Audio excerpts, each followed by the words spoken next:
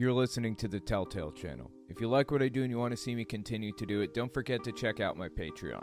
And take a look at my other YouTube channels too. You can find some ad-free, uncensored, complete versions of my videos on my website, owenmorgan.com. And while you're there, don't forget to sign up for my email list to get early access to everything I release. All links are in the description. In this podcast, we're going to talk about Pastor and Congressman Jason Rapert proudly announcing that he's a Christian nationalist. The origins of Kenneth Copeland's ideology, prosperity gospel. Where did this come from? Televangelist Jim Bakker getting upset that he's being mocked for the many, many scams he runs on his audience. We also take voicemails. If you want to leave a voicemail, the number is 1-800-701-8573. If you want to contact me through text, you can do it by going to my website, owenmorgan.com. In the top, you'll see a Contact Me button. Just click that puppy there, or you can go to owenmorgan.com/mailbag. Send me a message. While you're on my website, though, check it out. I've got some cool stuff on there. It lists every video I've ever released, and there's some stuff on there that won't release for weeks still. So if you want early access to my videos, that's a good place to get it.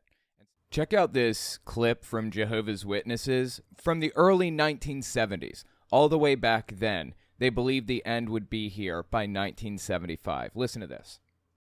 Well, now, as Jehovah's Witnesses, as runners, even though some of us have become a little weary, it almost seems as though Jehovah has provided meat in due season, because he's held up before all of us a new goal, a new year, something to reach out for, and it just seems has given all of us so much more energy and power in this final burst of speed for the finish line.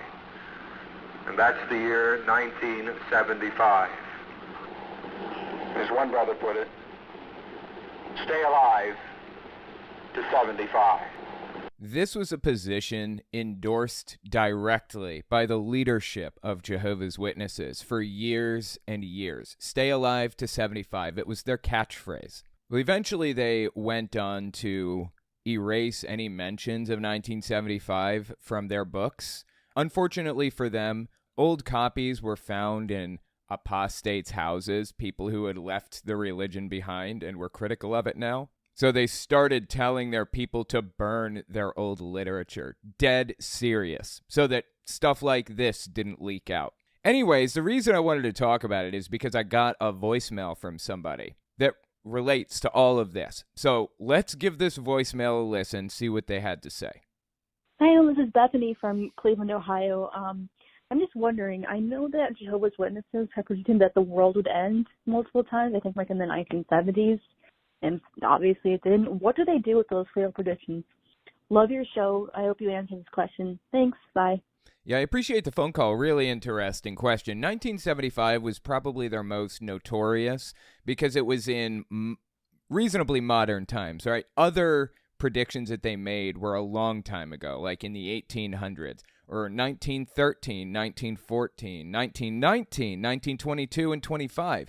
They made a whole bunch in the early days. But there's really not much they can do to deny or excuse away their predictions from 1975. So now they tell their people to burn the literature, get rid of any mentions of anything older than a certain date. And if you need access to something that's old, you can access it on their Watchtower library online. They control production of all of their old stuff, and you don't need access to it. If you do need access to it, they will grant you access. That's kind of the idea. So yeah, it's really interesting to see them squirm when stuff like that releases. But I don't know. I think it's fascinating. Let me know what you think about it in the comments. Hi, Owen. I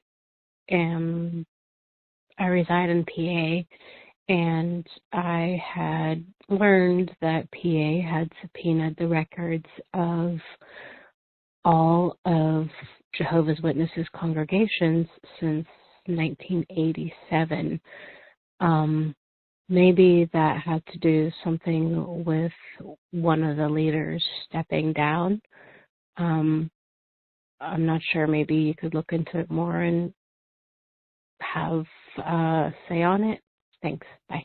Yeah, I appreciate the phone call. It's a really interesting question. So if you're watching this 5 years in the future, Tony Morris, one of the governing body members of Jehovah's Witnesses, just got kicked out of the governing body. We don't know if he did it willingly. We don't know if he was fired or what, but he's no longer a governing body member, which is a really big deal. This has only happened a total of 2 other times, I think, maybe just 1 other time in history. And this last one, I think, happened in like 1980. It's really, really big. It's a huge shakeup within Jehovah's Witnesses. So there's some speculation about why this happened, right? Like what led to him being removed from the governing body. And again, this is just speculation, so take all of this with a grain of salt. Some speculate it's because of what's happening in Pennsylvania right now, that Tony Morris maybe helped cover some of this stuff up. The Pennsylvania Attorney General is investigating Jehovah's Witnesses, and it's getting real right now. This is from February 2023, I believe. We're good? Well, good morning, everyone. We are here today to announce that the 49th Investigative Grand Jury has voted on and approved presentments for 5 individuals who have committed sexual abuse against children throughout Pennsylvania. These cases, as all of them are disturbing and sad.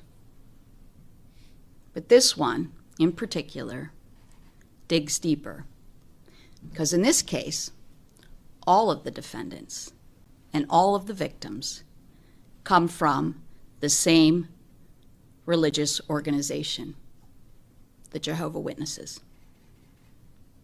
Some of these defendants even used their faith communities to prey upon the victims, and others had to look no further than their own families. So this is a big deal, a really big deal. This is being talked about all over ex-Jehovah's Witness world right now. And Tony Morris stepping down or being fired or whatever from the governing body comes at a really suspiciously convenient time when this stuff is unfolding. Like a week or 2 after he leaves the governing body, these indictments come out. So I don't know. Like I said, it's all speculation. We don't know. But there is some convenient timing there. So let me know what you think. Got a message from David on my email system, my Contact Me form, which can be accessed from my website, owenmorgan.com. There's a Contact Me button along the top.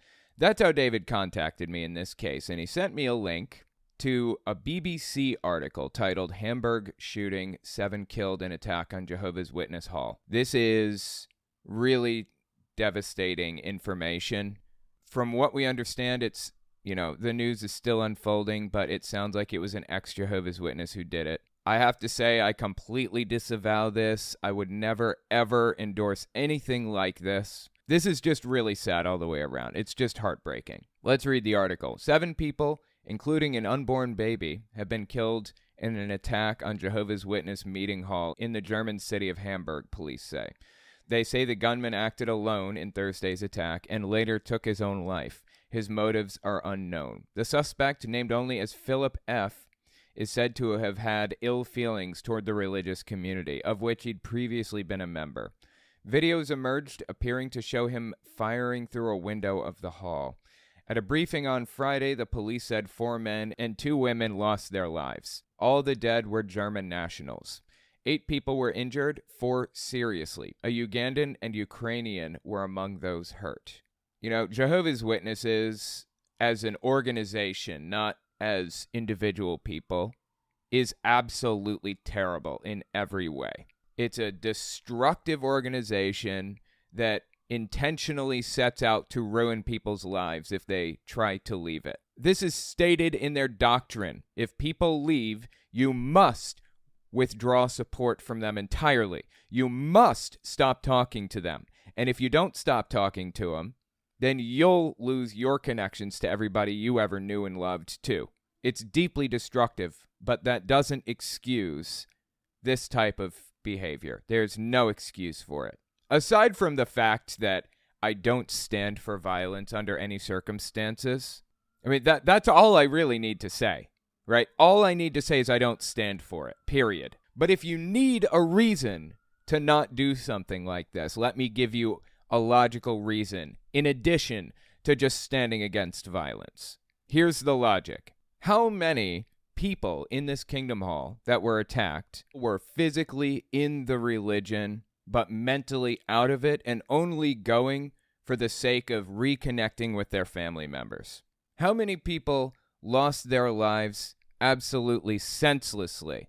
How many people's lives could you have ruined for absolutely no reason? You think that the Jehovah's Witnesses at this Hamburg, Germany Kingdom Hall are the source of your problems? They started as victims of mind control, and it ended as victims of violence. There's no excuse for this type of thing.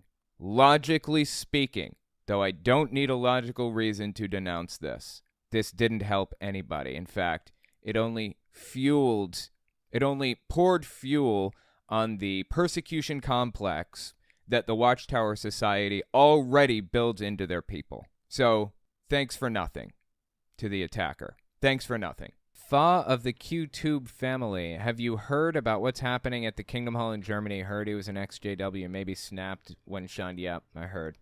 So sorry to hear about this. There was an attack in Hamburg, Germany, I think. I was going to talk about this later. Might as well talk about it now. An ex-Jehovah's Witness went on a rampage, apparently, and hit a Kingdom Hall. And I think there are 6 or maybe 7 dead. I'm not super clear in the details. Nobody deserves this. Nobody. I don't wish death on anybody. I don't hate anybody for anything ever, okay? But if you need a little more motivation to see this as the evil that it is, just think about the fact that it could have been me in there. It just as easily could have been you. As a matter of fact, how many people didn't believe it anymore, but were just going so that they could regain access to a relationship with their family members, and they show up at the Kingdom Hall to try to rebuild the relationship with their family members, only to have it all taken away. How many ex-Jehovah's Witnesses were attempting to rebuild a relationship with the ones that died?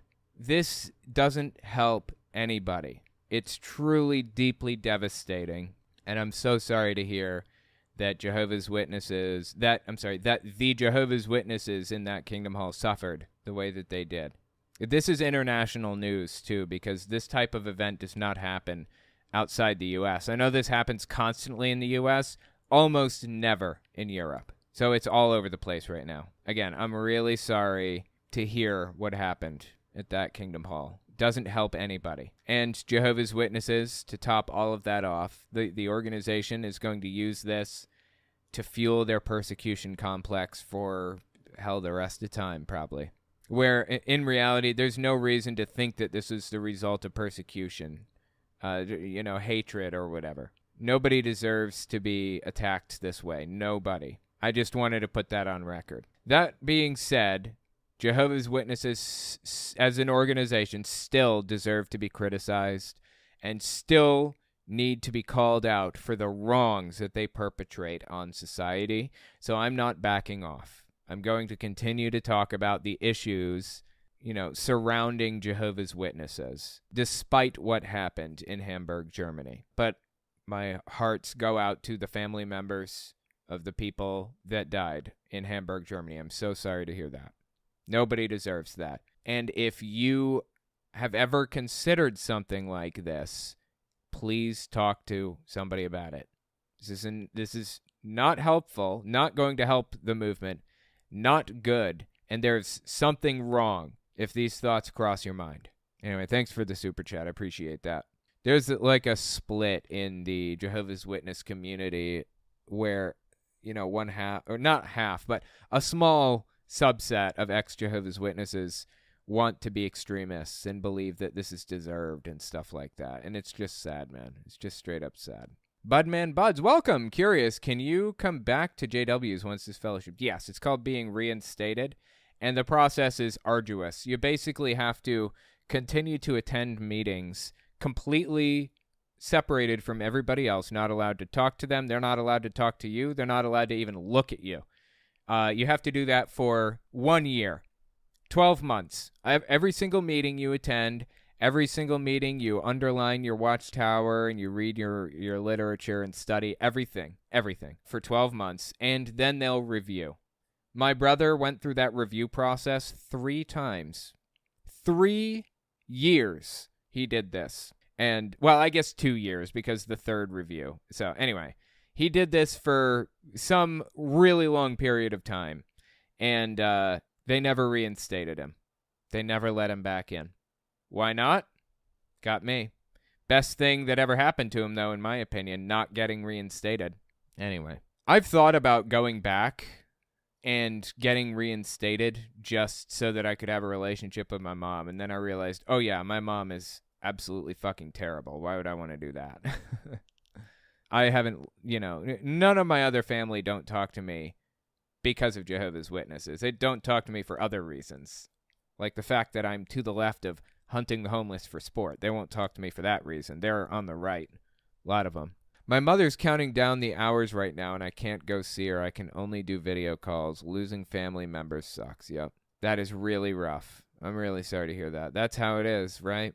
Yeah, losing family sucks. I think it had been years since I'd seen Sue. I think it was years. I after everything that happened with West Virginia, I wasn't comfortable going out there. And, there are extremist Trumpist nutcases looking for me out there, waiting for me to show up, threatening to burn my house down and threatening me with guns and everything. It had been years since I'd seen her, but I did talk to her. And last time I talked to her, she told me she loved me, and I told her that too, so that's what really counts, right? She'll continue on in my memories forever. They say when somebody in your family dies, you should do one of 2 things, or both. You should find 2 ways to honor them. One physical way, one physical reminder of who they were. A picture, a hat that they wore, a blanket, I don't know, a scarf, something that reminds you of who they are. You should keep one item, and you should work in one tradition that they taught you. One specific thing that they did in their lives that you really put a lot of value in.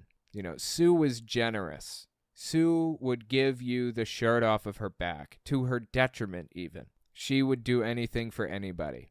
And if I incorporate that into my life and pass that tradition down to other people, to my kid might carry that on to their kid, and so on and so forth. They say you die twice. Once when you take your last breath, and once when somebody says your name for the very last time. But you can extend that life that person that meant so much to you has by working a tradition into your life that you can pass down to the people in your life. And by doing so, you will guarantee their effect on the people around you forever. Until the end of time, Sue will affect everybody in my family for the next 15 generations, because I'm going to do everything I can to make sure that the people in my life understand how important some of these qualities are. So keep a physical object, pass down a value, and then keep a specific tradition. Like she used to play something called gag gifts for Christmas, where everybody takes a number and the last number gets a gift first. And they're just cheap, tacky little $2 items, And if you want, you can steal somebody's item and they get a new gift, or you can pick a new gift, and it goes all the way down until you get to number 1. That is a tradition that I could pass on, that I only ever played with Sue. So find a tradition, find a value, and find a physical item, and make sure that those things carry on to the end of time. That's how I deal with death. I hope things work out for you, Real Pumpkin J. I know what it feels like. I do. I know exactly what it feels like. It's not fun. Zincacat, my grandpa passed away 6 years ago. He was the only father I've ever known, and he taught me to learn something new every day. And that is a tradition or a value, or both, I guess, that you can pass on to somebody else, right? That you can pass on to the people in your life. And by doing so, your grandfather will live on. When my dad died, he was cremated, so I decided to turn his ashes into a deep red perfumed ink to write and make art with. Maybe it's too good for him, but it's not about him. It's about me. Wow, that's really interesting. I know. My dad, when he died, he didn't even get a funeral. He didn't even get a memorial service. Nobody cared enough to give him that. And, I've had my problems with my dad, too, obviously. He's been the source of a lot of pain and difficulty in my life. But like you said, it's about you, not about him, right? And that would have been a good gesture for my dad. Maybe I would have done something like that if I had the option. I do have a little vial of my dad's ashes. It's small. It's just a little thing that goes on a necklace. It's in my headboard. Icy Spin, psychologically, I don't buy annoying ad products. Yeah, I never click on ads either. Literally ever, but there are people out there that click them, and every time you click an ad on my channel or my website or my whatever, it gives me money. It sends me money every time someone clicks it, so, or even sees it. Even seeing the ad sends me a portion of what the ad buyer or ad seller sent to Google. Does YouTube Premium work against your ad revenue? YouTube Premium pays out a portion, so I think it's up to, $15 a month now. I get a proportional percentage of whatever YouTube made from your subscription for watching my video. So if you watch, 15 videos 1 month, and you paid $15, YouTube gets 55 cents, I get 45 cents, or the other way around, something like that. Ads are more lucrative for a YouTube channel, but generally speaking, Premium is just as good. I have Premium also for YouTube. I mean, it makes sense for me because YouTube is my life. Next, we're going to talk about Pastor and Congressman Jason Rapert proudly announcing that he's a Christian nationalist. We'll be right back. Don't forget to check out my Patreon and check out my website and email list for early access to uncensored, ad-free, complete videos. All links are in the description. When you see people like Joe Biden taking advantage of position and enriching his family like he has done. He hasn't done that, but okay, go on. And enriching his family like he has done, it's time to take him out. This is Jason Rapert, ex-congressman. He's a senator from Arkansas. I guess he's a pastor now. This video came out not too long ago, actually. And this is on his televangelist TV show, I guess. He runs a televangelist program. That is as close to stochastic terrorism as you can get, right? I mean, that's a very clear example of him calling for Joe Biden to be taken out. His words, not mine. Well, this guy is actually a pretty influential figure in the right-wing evangelical Christian movement. And he was singled out by the Rolling Stone, the magazine, the Rolling Stone, recently, as one of the sources of extreme Christian nationalism in the United States. So I want to talk about it. Let's talk about who he is, what the Rolling Stone article had to say, and if it was accurate, and what his reaction was to it. First, let me give you a little bit more of a formed out idea of who he is. Check this out. This is August 2nd, 2022. He was on this program called Flashpoint, which is on Kenneth Copeland's Victory Network. So the show is owned and operated by Kenneth Copeland, but the host is a guy named Gene Bailey. He's another televangelist. I think that's who this guy's about to talk to. The Attorney General told me, he said, Jason, you're being deposed. You're under command of subpoena. You're demanded to appear before these 5 litigants: the American Atheists, the American Humanists, the Freedom from Religion Foundation, the ACLU, and the Satanic Temple. Yeah, those people, God, if those people are coming after you, then you've done something really wrong. The ACLU is coming after him. If the ACLU is coming after you, you have violated somebody's civil liberties, first of all. And second, I'm not sure what case he's talking about, but I know American atheists did sue him fairly recently for discriminating against atheists. Now, I think the case might have been dropped because he lost his election, so it was pointless anyways. I don't think American atheists could have continued on with it if they wanted. I think the judge dismissed it because there were no grounds to bring it anymore. But I wish the case had gone forward anyways to establish precedent. Anyway, so he's talking about these 5 groups: FFRF, Satanic Temple, American Atheists, ACLU, and another one, right? And how they're coming after him, quote unquote. What he means is their rights were infringed by him as a member of Congress, as a senator, and he's upset by that. Foundation, the ACLU, and the Satanic Temple all at the same time. Wow. And I told him when it happened, I said, well, you know what? It sounds like God's just gathering them all up to take them out at once. That statement is absolutely psychotic. Who would say something like that? God is trying to get the members of these groups, American Atheists, ACLU, and all these others, into a room so that he can kill them all? Is that like the point that he's trying to get at? That is some dark shit, dude. What is wrong with this guy? Really? So they are fighting us, and what they're trying to do is break a Christian lawmaker like myself. I'm not the only one. Right. Any of us that raise our voice, what they do is they swarm.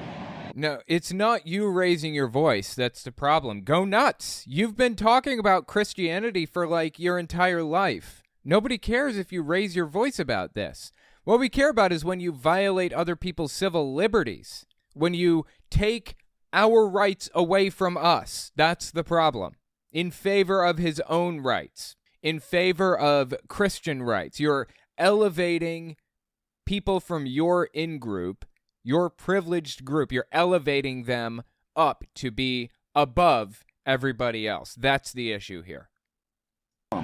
Like a swarm of locusts, which is very biblical, Yeah. to come in and do their best to silence our voices, because that's what they want to stop. No one's trying to stop him from saying whatever he wants. He's trying to turn this into a free speech issue. It's really a civil rights issue. He's trampling all over the rights of marginalized groups intentionally and knowingly, and is trying to get away with it, hoping that he will get away with it. It's just disgusting, dude. So, anyway, that's Jason Rapert. Quite a name, right? For good measure, let's just listen to like the whole context behind that clip from the intro. This is early February 2023 when he said this. It was about Joe Biden enriching himself and all that other stuff. Listen to what he says here.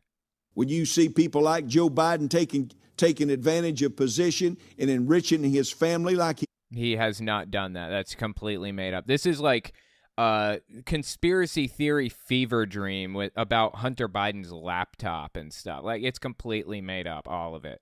and enriching his family like he has done. As if Trump didn't do that, right? It's time to take them out. Take them out. Remove them. Move them on. Like, does it get any more obvious than this, really? This is just straight up wrong, dude. It's time to take authority. It's time to take authority over everything in the earth to make a difference. This is called stochastic terrorism. If you're not familiar with the term, it's the idea that somebody can talk to a group of, say, 1 million listeners, right?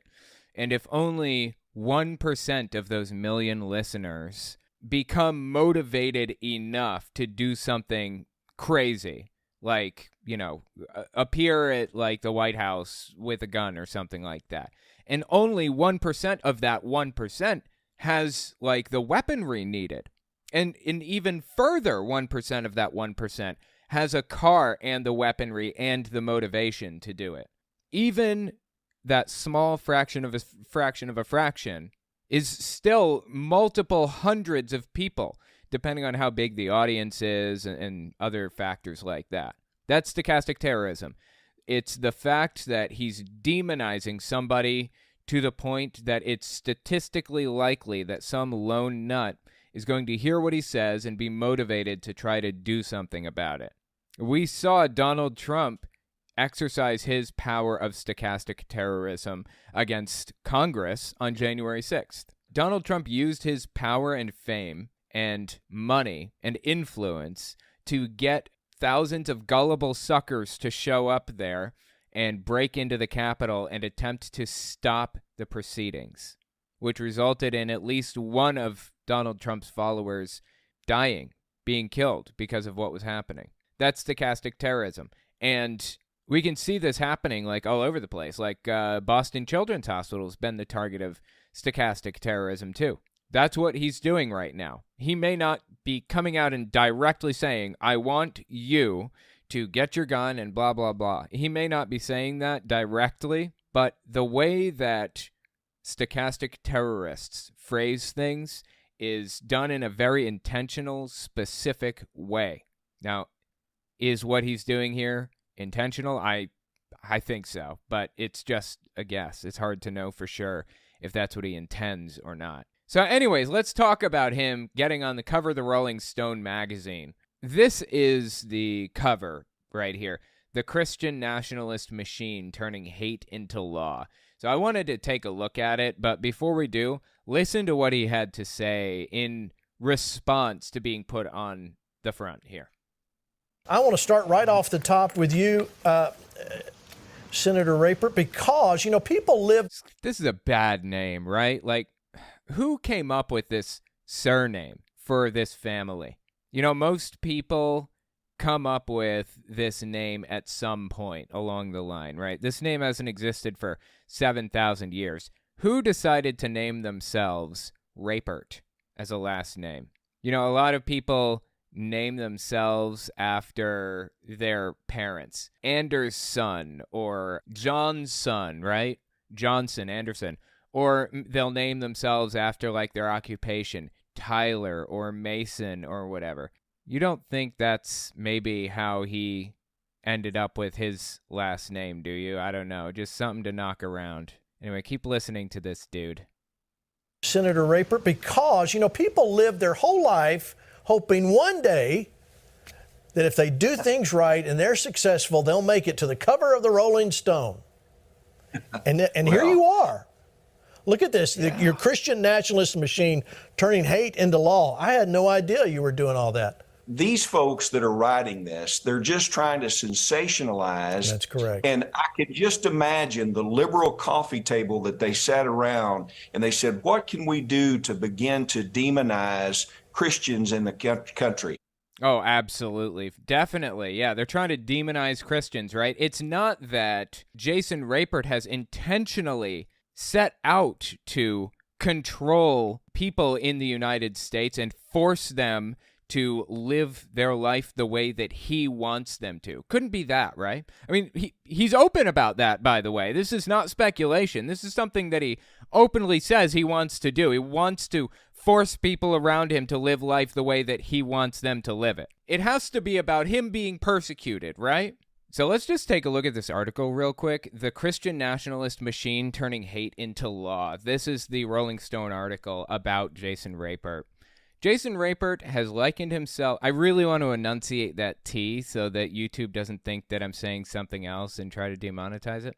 Jason Rapert has likened himself to an Old Testament seer, conveying hard truths on behalf of an angry God. On his broadcast, Save the Nation, the 50-year-old preacher and former Arkansas state senator calls himself a proud Christian nationalist, insisting, I reject that being a Christian nationalist is somehow unseemly or wrong. That's really interesting because in a second you're going to hear them deny the title of Christian nationalist, refuse to accept that Christian nationalist is a real thing, even though it very definitely and most obviously is. I mean, he's calling himself a Christian nationalist. Long a shadowy force in American politics, Christian nationalism is having a coming-out party. The movement seeks a fusion of fundamentalist theology with American civic life. They believe, quote, they believe that this country was founded for Christians like them, generally natural-born citizens, and white, says Andrew Whitehead, author of Taking America Back for God, Christian Nationalism in the United States. Whitehead emphasizes that the danger of Christian nationalism to democracy is that the movement sees no room for compromise. Their vision must be the one that comes to pass. Yeah, Barry Goldwater, I believe. I think he was like like a presidential candidate at one point in the 60s or 70s. And he famously said, if Christians ever come to power, which they're trying to do, we're all in a lot of shit. Again, this guy was like a right-winger. This is before Christianity had firmly entrenched itself in the Republican Party the way that it has now. So Barry Goldwater said that it would be a bad thing if Christianity took hold of the Republican Party the way they intended to, because there is no compromise. There's no room for compromise with these people. They'll do whatever it takes to take control, and they won't work with others no matter what, because they want you, as a member of the LGBT community, as an atheist or whatever, dead or out of their purview, out of their country, out of their way of life. That being said, they fully intend to take over the world. I'm quoting them. I'm quoting Gene Bailey when I say that. Gene Bailey, dude on the left, has said, we intend to take over the world. Tony Perkins from the Family Research Council has said, we intend to take over the world for the kingdom. Anyway, that's basically what the article says. Thanks to Rapert, the Christian nationalist movement now commands a burgeoning political powerhouse, the National Association of Christian Lawmakers. A first-of-its-kind organization in U.S. history, NACL advances biblical legislation in America's state houses. These bills are not mere stunts or messaging. They're dark, freedom-limiting bills that, in some cases, have become law.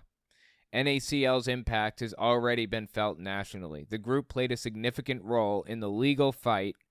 You know what annoys the fucking shit out of me? When I'm reading something and ads load to a different place on the screen and it completely changes the orientation of everything on the screen. Or when the screen's not completely loaded yet and I'm trying to click a fucking button and then it finishes loading and drops the buttons like, way, way further down than I was clicking, and then I click on some other random shit.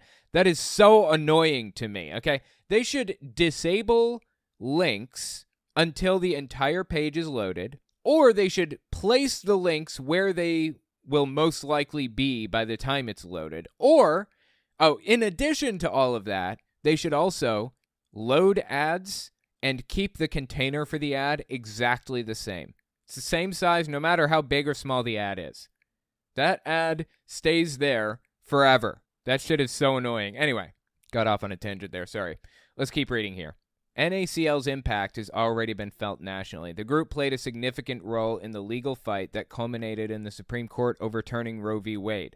NACL member Brian Hughes, who serves in the Texas legislature, led passage of SB 8, a bounty hunter bill that all but outlawed abortion in Texas by allowing private citizens to sue women who terminate pregnancies after 6 weeks and their doctors in civil court. Now, I don't know if this bill is connected to the one I'm about to tell you about, but there's a new Texas bill just came out. I don't know if it's passed yet. I don't know who submitted it or if it's an executive order or what, but there is a bill currently in Texas that basically outlaws anybody from doing something entertaining while in public, while dressed as the opposite gender, basically, than the one that they were born as. So, and it's like a bounty hunting system also, just like the abortion thing. So, Texas says that you can be paid $5,000 for turning somebody in who dresses as the opposite gender than the one that they were born as and does something entertaining in public.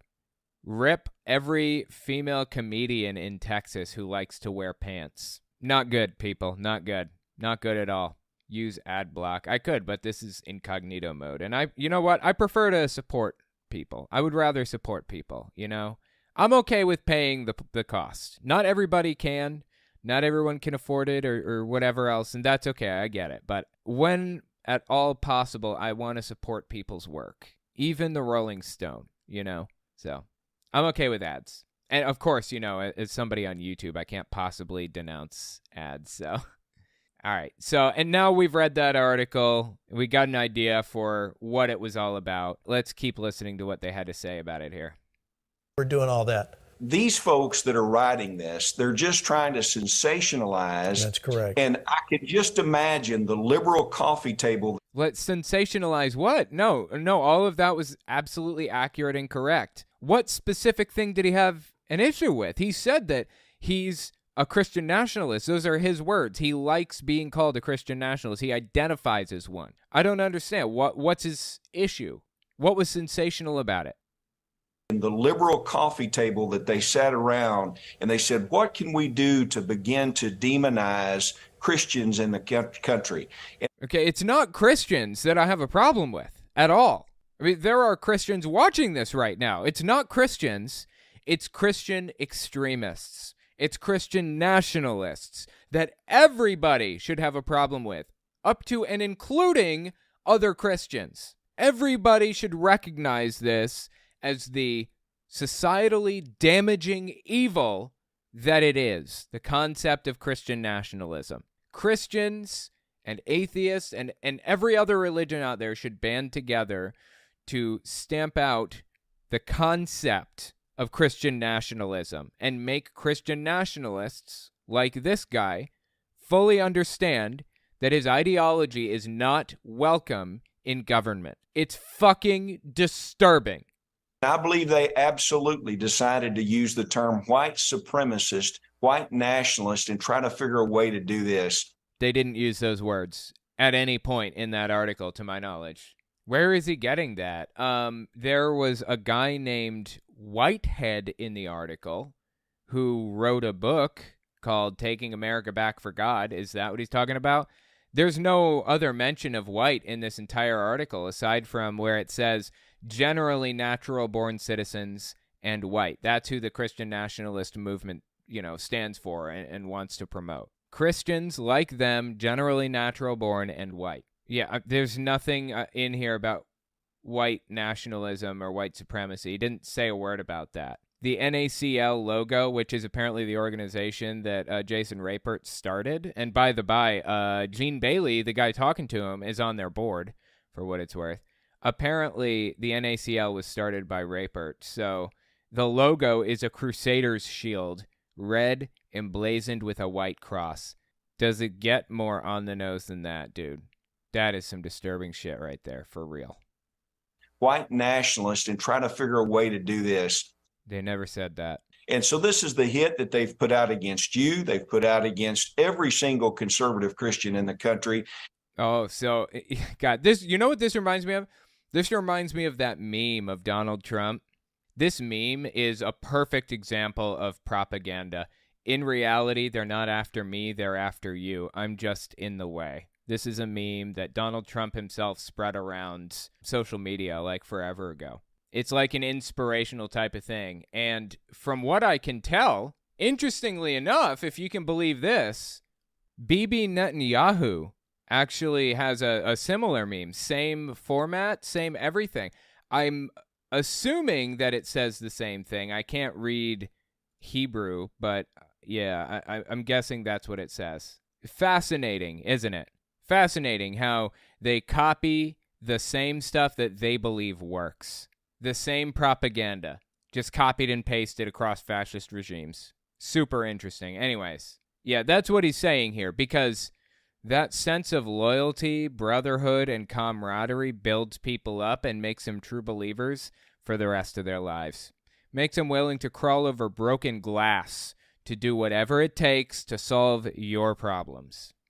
Against you, they've put out against every single conservative Christian in the country. And I want people to know, don't run from the fact that 93% of the signers of the Declaration of Independence were clearly Christians. Now, this is a lie that is made up by David Barton primarily. There were a lot of self-identifying Christians in, 300 years ago, whenever it was.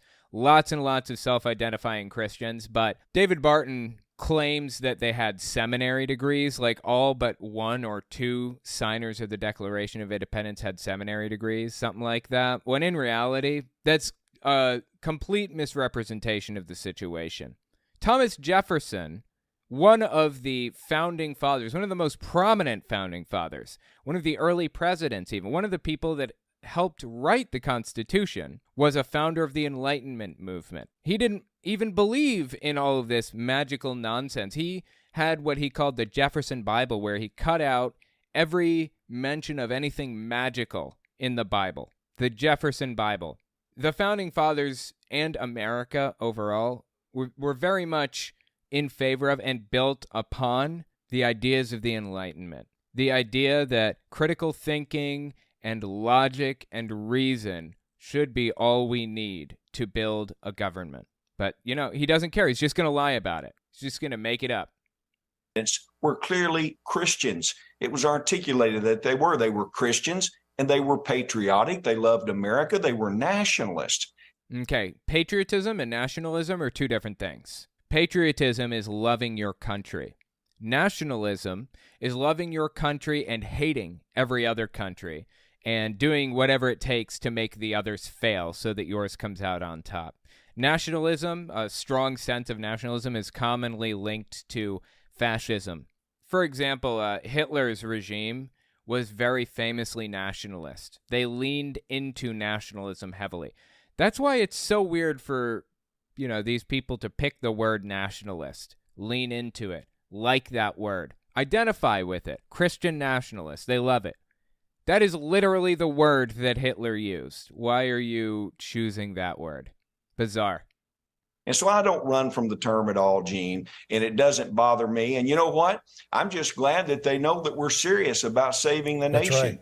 Wow, so I guess he's embracing Christian nationalism once again. That's what the article was about. The fact that this dude is embracing Christian nationalism. That was the point of the article. Why was he throwing a fit over it?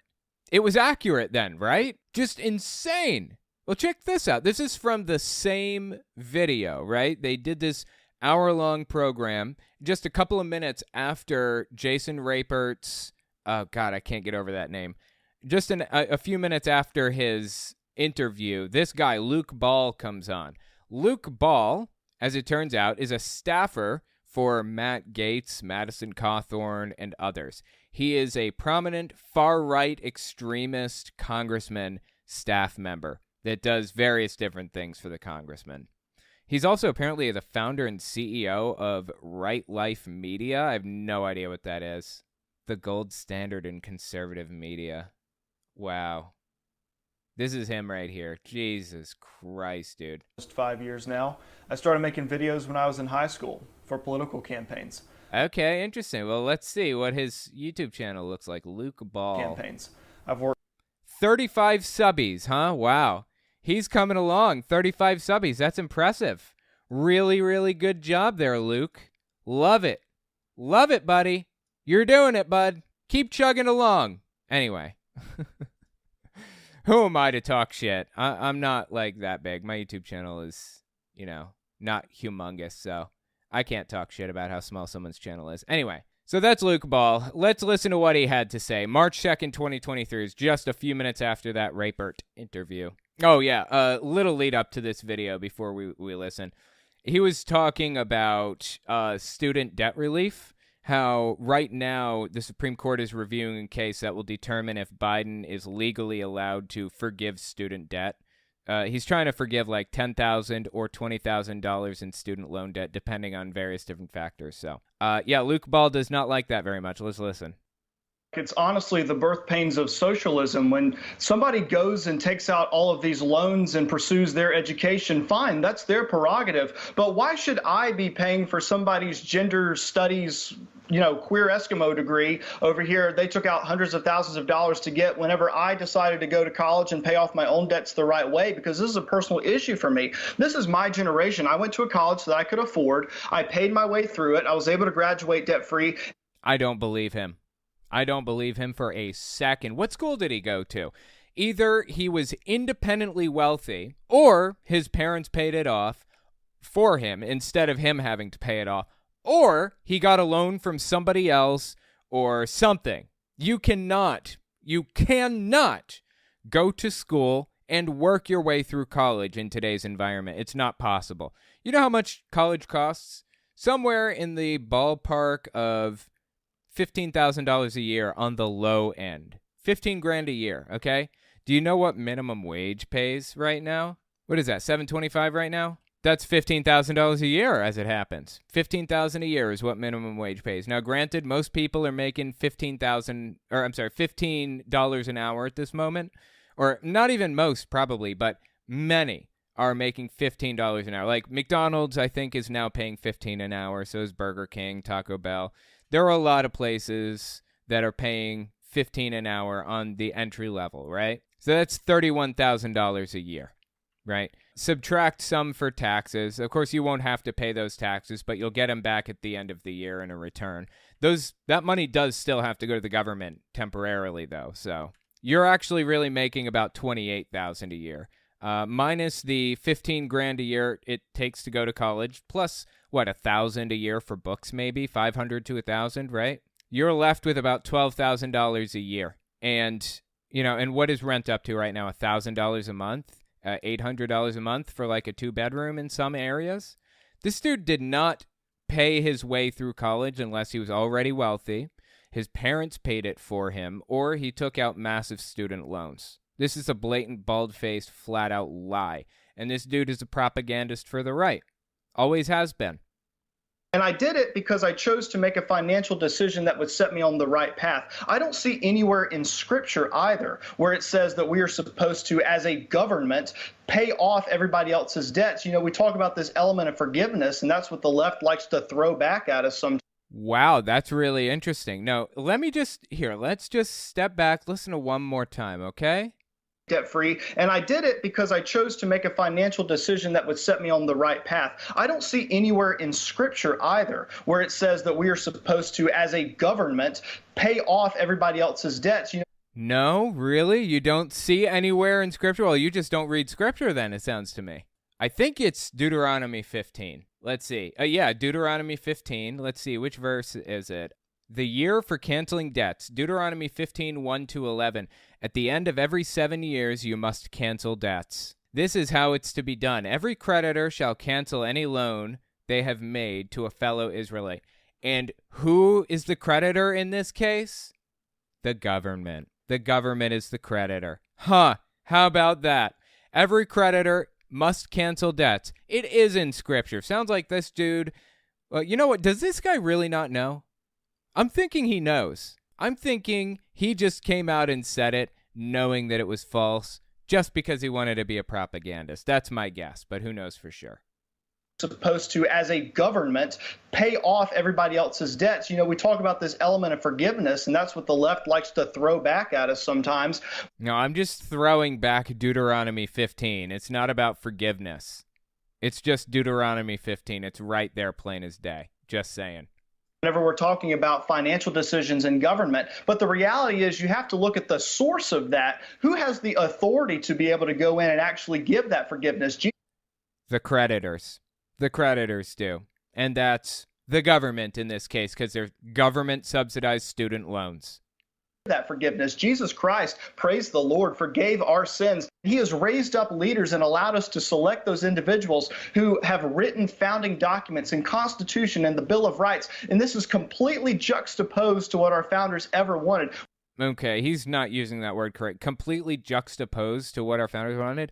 I think he meant completely, the complete antithesis to what they wanted, maybe. That's false also. But juxtapose just means compare, basically. This is completely compared to what the founding fathers wanted. Really? Okay. Go on. Let him cook. Let him cook. He's got something to say. Let's hear him out.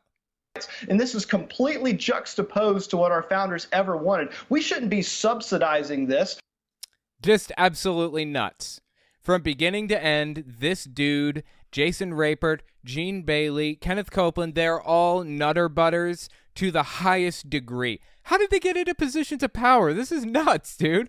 Oh my God. I don't know, man. It's crazy, but I'll be damned if it's not entertaining to watch them just eat themselves alive with nut baggery and wing nuttery of all different sorts. Let me know what you think about it in the comments. Next, we're going to talk about the origins of Kenneth Copeland's ideology, prosperity gospel. Where did it come from? We'll be right back. Don't forget to check out my Patreon and check out my website and email list for early access to uncensored, ad-free, complete videos. All links are in the description. The media said Joe Biden's president. Ha, ha, ha, ha, ha, ha, ha. This is Kenneth Copeland, and he had said some absolutely wacky stuff over the years. So I want to talk about him, look at some of his older clips, and talk about the ideology that he has and where it came from, what it is exactly. What is prosperity gospel, and how did he come up with it? Or how did he come to the conclusion that it's correct at the very least? But first, let's watch the rest of this creepy-ass clip. I gotta tell you, man, I watched this entire clip beginning to end, and your ass is gonna watch the whole thing with me.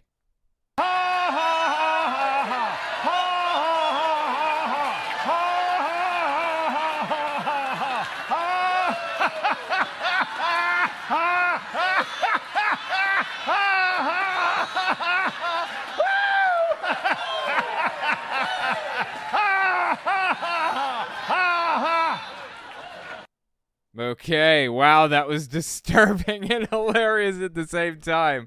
My God, dude, that is just disturbing. Holy Christ on a cracker.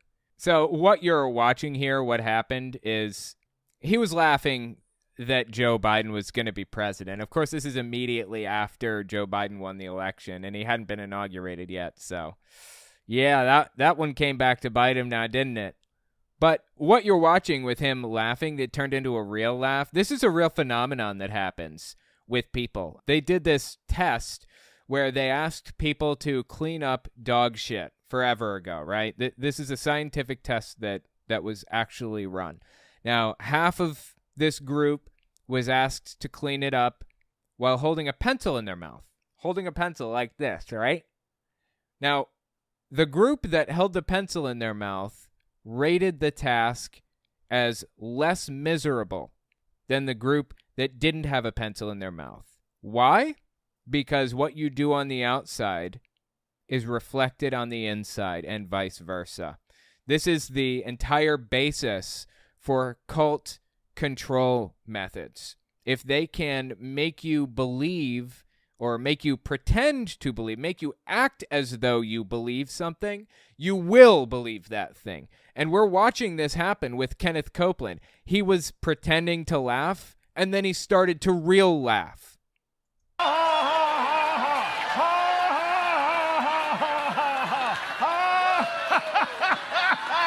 See? That's how it works. He probably didn't even realize this is what was happening, but this is the root of all cult control mechanisms. Kind of fascinating. I thought it was an interesting deviation. But let's talk about some of Kenneth Copeland's other clips, because I really do want to talk about his ideology, his basis for his beliefs. So this is the belief, right? It's called prosperity gospel. Now, prosperity gospel, now I'll explain more about it in a second, but just watch this clip. This is from early March 2023. This gives you kind of a glimpse into what he believes, into the ideology. We didn't have any money. Yeah. And I thought, I gotta have some socks. And so God, I've never fiended for socks before. He must be dealing with something serious. Socks. And so I scraped together enough money, and I went to the show. You know, there wasn't any Walmart back there then. I mean, I went to the store, and I heard the Lord, why don't you believe for socks? Yeah. Why don't you believe for socks, okay? My first thought was, can you do that? Yeah. And I thought, well, of course you can do that. And I don't know, I sewed, 50 cents or something, whatever it was, for socks. Yeah. Dude, what is up with this guy's eyes? Seriously. It's like, I don't know. There's just something very, very wrong with his facial features. I don't feel like I'm attacking him here. I don't want to attack the guy's looks. That's not my intent. There's just something really, really wrong. It's like it's uncanny valley, right? It's not quite right. There's something just a little bit off about it. All right, so he sewed 50 cents. That's what he said a second ago, right?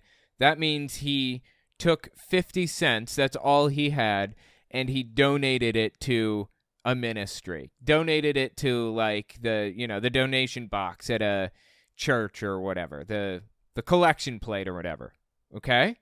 I don't know. I sold, 50 cents or something, whatever it was, for socks. Yeah. I got covered up in socks. Okay, covered up in socks. I don't know what the hell that means, but I think the guy's fiending for socks. Is this guy the sock gremlin that keeps stealing the socks from the dryer? Seriously? I've been trying to figure out who the hell it is, but yeah, I don't know. Somebody finish that joke for me. There's more to that. Anyways. All right, so the idea is prosperity gospel. What he's talking about here, the belief, is that you can give God, quote unquote, a.k.a. Kenneth Copeland, your money, all of your money, everything you have, and God will return it to you tenfold. So Kenneth Copeland donated 50 cents to who? I don't know. His own ministry? Who knows? He donates 50 cents, and God returned that to him in the form of socks, apparently. I got covered in socks. So we're going to have to rewind all the way back to mid-May 2019. This video he did with Inside Edition, they chased him down to ask him about his comments he made regarding his private plane. He said he didn't want to ride commercial jets because it's like getting in a tube full of demons. And they chased him down to get answers. What did you mean by that? So on and so forth. And he gives us a glimpse into his prosperity gospel belief system. The idea that you can pay some amount of money to a ministry and get it back. Listen to what he had to say here, mid-May 2019. To those critics that say that a preacher should not be living a life of luxury, what is your response to that? They're wrong. Okay. You just gonna say you're wrong and then give us a creepy smile here? Is that it? Really? They're wrong. Dead silence. And a creepy ass smile, dude. Okay. That's it? That it's a misunderstanding of the Bible. No, it's pretty clear. Jesus says it's easier for a camel to fit through the eye of a needle than for a rich man to get into heaven. Not easy to misinterpret. He seems to be managing it here. Of the Bible. That if you go into the Old Covenant. Okay. Do you think the Jewish people believe you should be broke? Oh boy. Okay. It's getting anti-Semitic up in this piece. We're about to go downhill quick, aren't we? Here's why I want to talk about this in the first place. I'm reading Kenneth Copeland's book at this moment on my Telltale Reads YouTube channel. His book is called The Law of Prosperity. It was written in 1974. It gets wacky, dude. But he's given me some insight into his ideology, into his belief system. There's actually a thing called prosperity gospel that's been around for like 100, 150 years, something like that.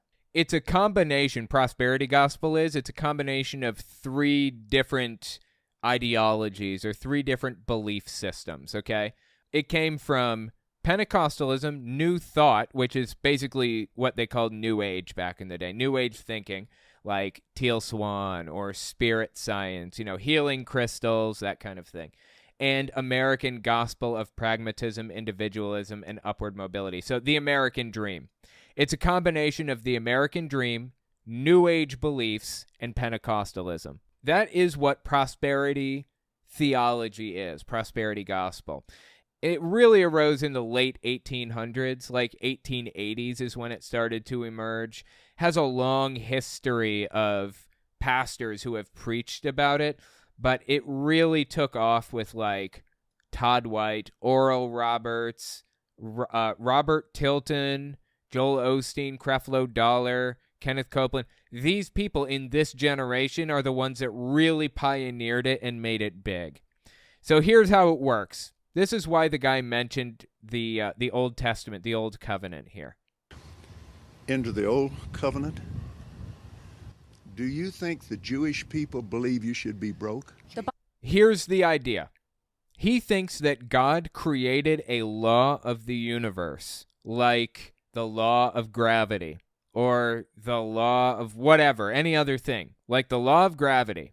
It's called the law of prosperity, and here's how it works. You give Kenneth Copeland money, God will return that money to you in direct proportion to how much you love him. So if you donate that money to Kenneth Copeland as a non-believer, you won't get a penny back. But if you believe in Jesus hard enough, you'll get all of it back. You'll get all of that money back tenfold.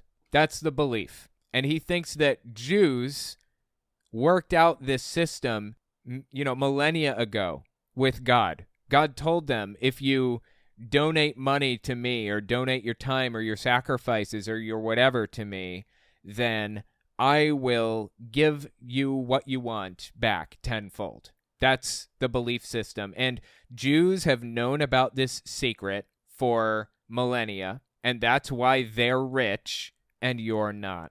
That's his belief. Now, the fact of the matter is, Jewish people being rich is a trope. It's fake, okay?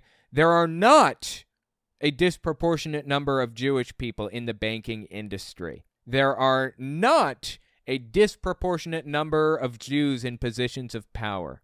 This is all completely and totally made up. But he feeds into these tropes, into these beliefs that people already hold in an effort to bolster his own credibility.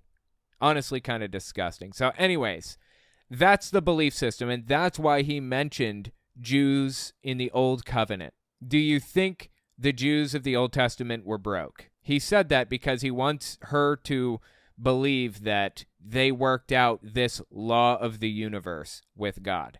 Here's a convenient little implied message. Remember a minute ago I said, if you don't love Jesus enough, you won't get anything back? That's how Kenneth Copeland explains it when somebody donates their mortgage money to him and don't have the mortgage money to pay anymore. That's how he explains it. You didn't love Jesus enough. Oh, you donated your entire $75,000 loan you got from the bank to purchase this house, and you didn't get everything back? Well, that's because you didn't love Jesus enough. It's your fault, not mine, yours. That's prosperity gospel. So keep listening to what he says here. Do you think the Jewish people believe you should be broke? The Bible also says that it's more difficult for a rich man to get into heaven than it is for a camel to get through the eye of a needle, correct? Ooh, boy. How's he going to answer this one? The rest of the scripture. But he said, all things are possible with God. Wow, dude. Okay.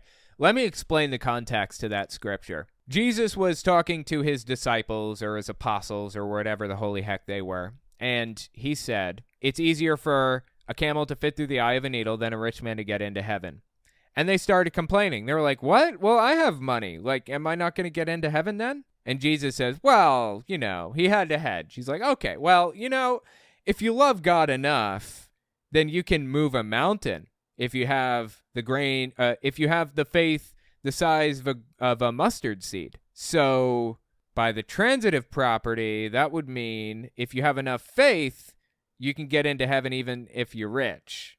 It was very clearly a verse that was not endorsing being rich at all. It was hedging. It was saying even if you're rich, despite the fact that you're rich, you can get into heaven. But people like Kenneth Copeland and Kat Kerr, another televangelist, believe that if you are not rich, it's because you don't love God enough. That's a necessary component of being in good with God. If God loves you, if you have a good relationship with him, you will be rich. If you have a physical ailment, if you've caught COVID, if you lost your legs in an accident or something, it means that you didn't love God enough because God allowed that to happen to you. It's your fault. It's a convenient little way of suckering people's money right out of them and resolving that little problem of impotence versus evil. If there is a God and he's all powerful, then he would not allow all of the suffering that we see around us. He would not allow children to go hungry in Africa. He would not allow parasites that, whose whole life cycle is to burrow into your head and eat you from the inside out. Those parasites would not exist if there was a loving God. But in Kenneth Copeland's ideology and in Kat Kerr's, it's your fault if you're failing. It isn't that hard to not sin. Oh, yeah. She believes she hasn't sinned before. This is Kat Kerr, if you're unfamiliar. That's something that was claimed that only Jesus could do, not sin. But okay, that's a different thing. I live sin-free. You'd be surprised how many people want to argue about that. Yeah, because that kind of breaks Christianity's whole theology, but okay. Well, why are you arguing? What's in your soul? Who cares about your wallet? What's in your soul?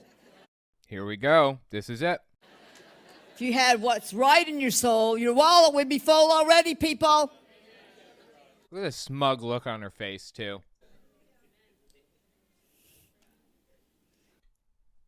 So that's the belief system in a nutshell. They believe that if you are not rich, it is because you are not holy enough. And that allowed them to place themselves on a different level than everybody else. They're more special than everyone else. Keep listening to Copeland here. And he said, if you study the Greek behind that, it's trusting. God, you know that you've lost an argument when you're trying to pull apart the semantics and all this stuff, right? It's trusting in wealth. When he said that, his disciples said they were astonished out of measure because they were wealthy men. They were astonished out of measure, saying, how can anyone be saved? He said, all things are possible. Okay, he wasn't saying it's virtuous to be rich. That's what Copeland believes, that it's virtuous to be rich. Jesus was saying it's a bad thing to be rich, but I guess anybody could be saved. If you have faith the size of a mustard grain, then you can move a mountain, so whatever. Check this clip out, mid-March 2020. This should form it out pretty clearly for you. This should tell you exactly what's on the forefront of this guy's mind 24/7. This is about a month after COVID really came to the shores of the U.S., and people were taking it seriously. Give or take a month after, like, the first cases were first reported, and everyone was wearing masks and stuff like that, right? People were losing their jobs. They weren't going into work anymore. There were lockdowns being discussed. We were trying to flatten the curve. We didn't have a vaccine. We didn't have any medications for it. We didn't even know what the long-term effects were going to be. It was a big deal, and it was scary, right? So listen to Copeland, what he had to say to his audience in this trying time when people were afraid and they needed comfort and help. What did he say? Fear of this coronavirus is faith in its ability to hurt you or kill you. The fear of what are we going to do? Yeah, so this is before conspiracy theories arose, or before they really took root anyways. I'm getting laid off at work. Hey, your job's not your source. If it is, you're in trouble. Jesus is your source. Whatever you do right now, don't you stop tithing. Don't you stop sowing offerings. Well, they won't let us go to church. Well, email it in there, text give or something, but you get your tithe in that church. If you have to go take it down there and drop it off and stick it under the door or something, get that tithe in that church, you get that offering in that church, and then you go home and you do what we're supposed to do. Does it get more depraved than this, really? Even when people were losing their jobs en masse, even when people were at risk of dying of a deadly illness, he says, I don't care. You need to give me your money anyways. That's what's on the guy's mind 24/7. It's always money. He always finds a way to route the conversation back to money. Every single time. Is this really what Jesus wanted? Is this the message that Jesus preached? If this is what Jesus wanted and expected of people, why didn't he mention this supposed law of the universe even once? Why didn't he bring it up and point out how it works and get rich himself? Why did he have to split loaves and fishes to feed, all those people rather than just Jesus walking up and donating a bunch of money to one of the synagogues, and then the synagogue, supplying everything, if this is a real law of the universe? Why didn't Jesus use it even once? Logic is not a part of this equation with Kenneth Copeland. The only component to this equation is you have money and I need to know how to get it into my bank account. Even when you don't have shit, even when you don't have anything, when you have almost not a single penny to your name. I want the very last penny that you have, even 50 cents. Remember what he said? I sowed 50 cents at the beginning of this. That's a subtle message. I want you to give me every last dime you have, even if it's 50 cents. Doesn't get much clearer than that. We know exactly what's on this guy's mind 24/7, and it's not Jesus. For what it's worth, though, it's not just money that he thinks he can control. The law of prosperity, like the law of attraction, is not just about bringing cash in. It's also about physical prosperity and financial prosperity and, emotional prosperity, all of it. It's about different types of success, basically. So if you donate money to the church, you will get that money back tenfold, is his belief. If you want to get cured of COVID, for example, all you have to do is donate money to the church and pray for that thing, and God will deliver it. You'll be fine. That's his claim. And if you don't get it, it's because you didn't love God enough. Listen to the prediction that he made here. Mid-March 2021. This is the holiest of the holiest men on planet Earth in his mind, right? He has the strongest connection to God in humanity, he believes, because he's the richest televangelist there is. He's worth $750 million. That means he must have been doing something that God really liked for God to give him all that money. So he's going to make a demand of God. He's going to ask God to do something for him. He's going to leverage his position with God as one of the holiest people alive to get something done. Mid-March 2021, 1 year after the pandemic started, basically. 13 months, give or take. In the name of Jesus. Oh, thank you, Jesus. Standing in the office of the prophet of God, I execute judgment on you, COVID-19. Oh, Ramash. I execute judgment on you, Satan, you destroyer, you killer. You get out, we break your power, you get off this nation. I demand judgment on you. I demand. By the way, the guy on the right here, that's his son-in-law. I don't know if you knew that. Terry Pearson's Copeland is his daughter's name. This is George Pearson's. I've talked about him a couple times. You can probably look him up on my website. Just type his name in the search bar, owenmorgan.com, and you'll see a bunch of videos about him. Anyway, keep listening here. I demand a vaccination to come immediately. Yes. A vaccination to come immediately. Fascinating. Well, that's really interesting because a vaccination didn't come for like another 12 months, give or take. That's kind of funny, right? No, it was about 8 months, I think. This is March 2021. God, look at this dude's face. How does somebody's face come to the point that Kenneth Copeland's face is at right now? How does this happen?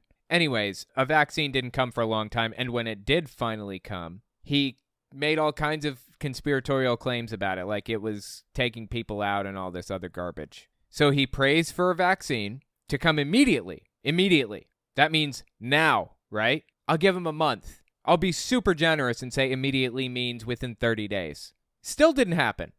Holiest person on planet Earth in his mind. Believes he's capable of calling for God to blah, blah, blah, whatever. And it never happened. It didn't happen, at least in the time that he claimed. And when it finally did, he claimed that it was fake and it was hurting people and all this other garbage. I mean, is the grift obvious yet? It should be obvious now, right? Does he even believe any of this? Or is this all fake? You know, it's not hard for me to believe that, or it's not hard for me to imagine a scenario where he convinces himself that if he donates this money to somebody, then this massive amount's going to come back to him. And so he continues getting, studying the Bible and donating money to the church. And his ministry keeps growing and growing and growing until he's up to $750 million, right? It's not hard for me to imagine a scenario where he donated money and he thought that God loved him because God gave it back to him or something. It wouldn't be out of the realm of possibility for him to be a true believer. But I don't know. I mean, so many claims from this guy that are so very obviously fake. Is he a true believer? It's so hard to tell. I call you done. I call you doggone.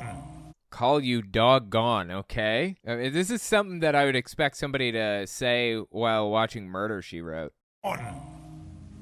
You come down from your place of authority, destroyer. You come down and you crawl on your belly like God commanded you when he put his foot on your head in the Garden of Eden. Did God put his foot on somebody's head in the Garden of Eden? I don't remember anything about that.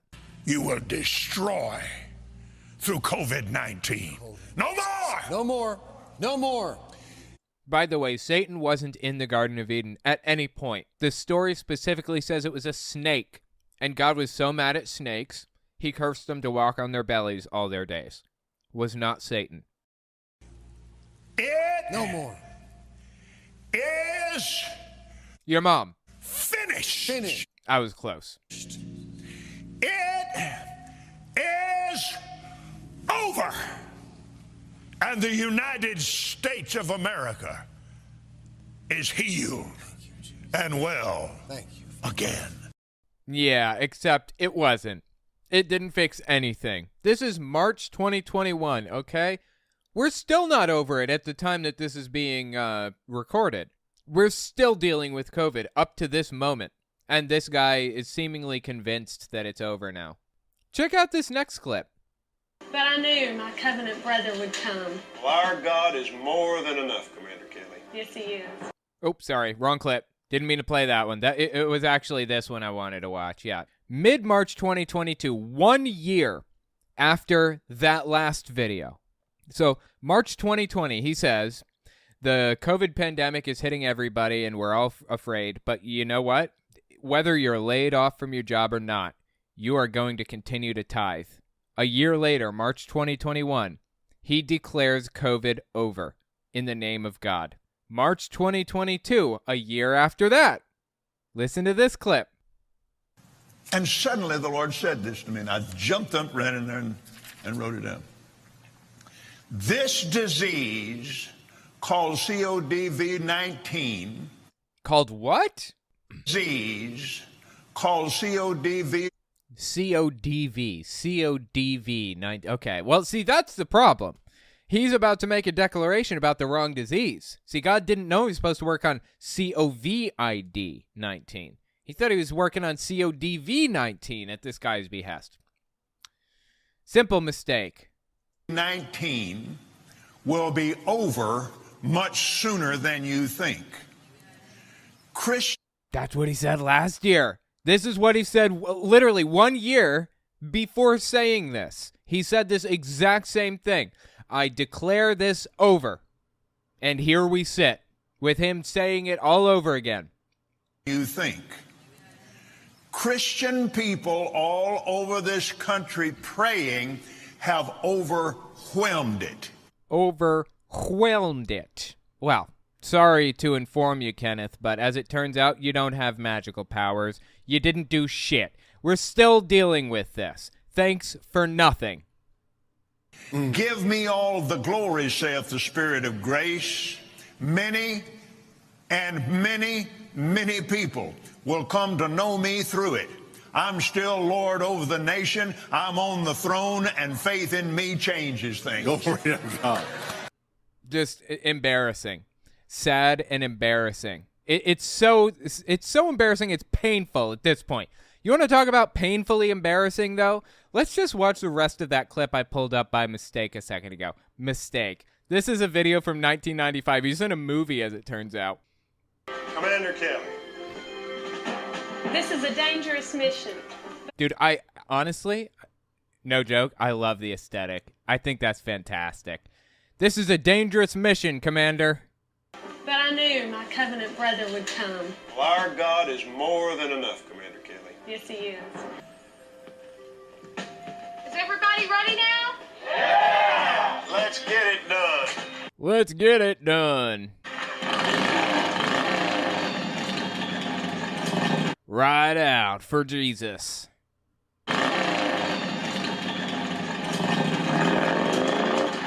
Just painfully embarrassing, dude. I can't stand it. It's bad. Anyway, I don't know, dude. Let me know what you think about this in the comments. I think this is hilarious and sad at the same time. This dude is just something else. Copeland, if you didn't laugh along with me, you're in league with Satan, right? Oh, yeah. Actually, Copeland did a follow-up video to that. Oh, I can't play it now, but it's something else, dude. Holy shit. I don't know how anyone fell for his grift, honestly. Is it just me, or does Copeland's face look like a scary doll? Oh, absolutely. Something not quite right about his face. He was apologizing for laughing like a fucking Creeposaurus Rex in this video. And then he spoils it by smiling. I don't even know you, but I love you. Oh, please don't smile at me like that. I'm begging you, don't do it again. Why? Because I love. Okay, yeah, creepy stuff, dude. There's something not right about this dude, I'm telling you. 1% goes to charity, 99% Kenneth Copeland's pocket. Oh, absolutely. I'm sure. Dude is just disgustingly rich. It's so ridiculous. Richest televangelist alive, I believe, and almost a billionaire. Almost a billionaire.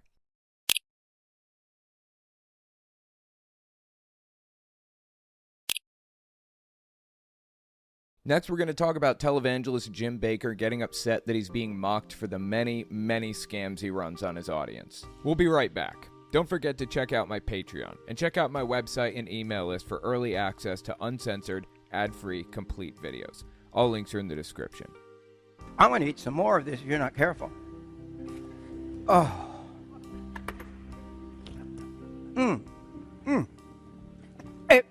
Oh, good. Oh, my God. Something tells me he's lying about this being good. I get the impression he's completely full. He's drinking soup out of a bucket, okay? And trying to convince us it's good. Give me a break. This is Jim Bakker. If you're unfamiliar, he's a famous televangelist.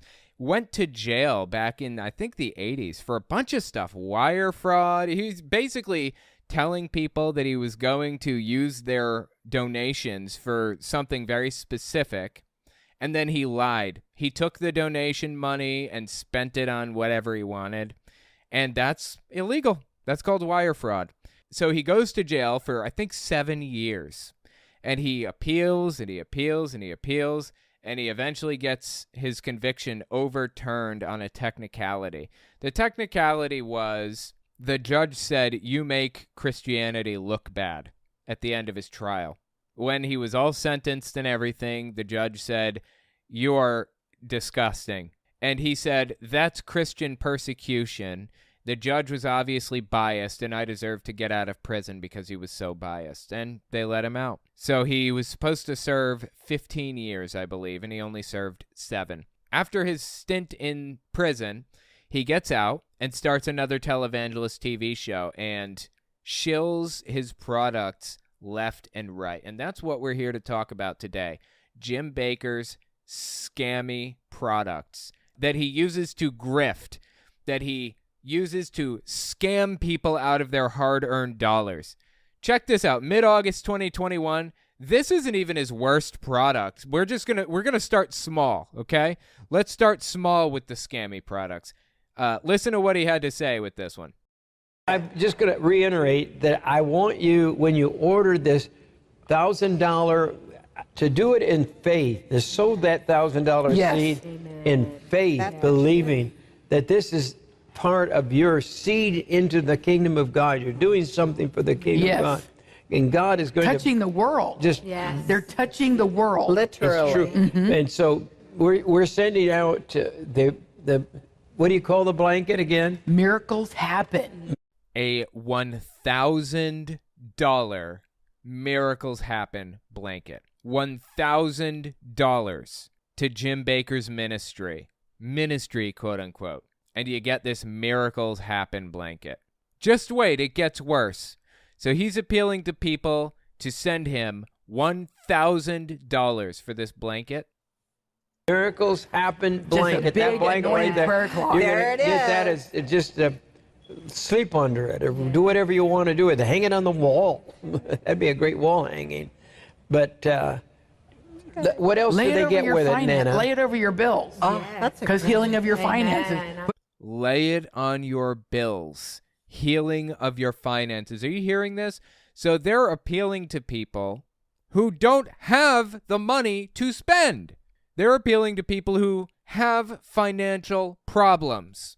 And they're saying, send us $1,000 and you will get it back. God will put this money into your bank account because you give me money and God will replace it. That's their ideology. It's called prosperity gospel. Talked about it recently in a bit I did on Kenneth Copeland. If you want to search for it, just type prosperity gospel in my website, owenmorgan.com. It'll pop right up. I got a bunch of stuff on it. So he's trying to tell people if you give him $1,000, God will give you $10,000 back. And you get this stupid blanket that you can cover your bills with to pray over them. The grift is real. What else Lay do it they over get your with it, finance. Nana? Lay it over your bills. Because healing of your finances. Put your wallet in there, your credit cards, all the bills, you know, house, the mortgage. Put it on there. We're having houses paid off this week. We're having houses paid off.